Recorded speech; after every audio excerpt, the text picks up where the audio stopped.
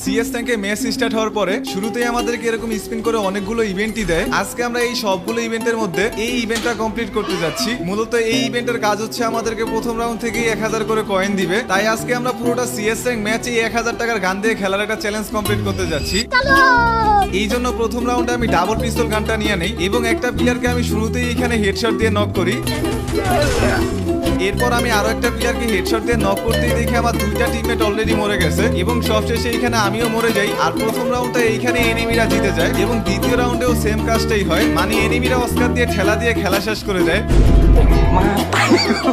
পরপর 2 রাউন্ড এখানে হারার পরে আমি 1000 টাকার ভিতরে কিংফিশার গানটা নিয়ে নেই এবং সেরা লেভেলের একটা কামব্যাক দেওয়ার কথা চিন্তা করে এনিমিকে মারতে চলে যাই। আর এনিমি সামনে আসার সাথে সাথে আমি এখানে ডাউন হয়ে যাই।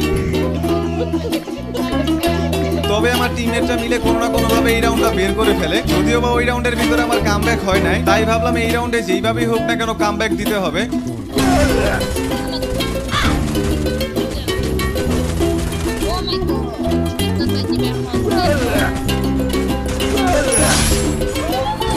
যাক, সুন্দর একটা কামব্যাক হয়েছে। এখন শুধু ম্যাচটা আমাদেরকে ভুইয়া করতে হবে। এই জন্য আমি 5 নাম্বার রাউন্ডে ম্যাচ শুরু হওয়ার সাথে সাথেই দুইটা প্লেয়ারকে নক করি।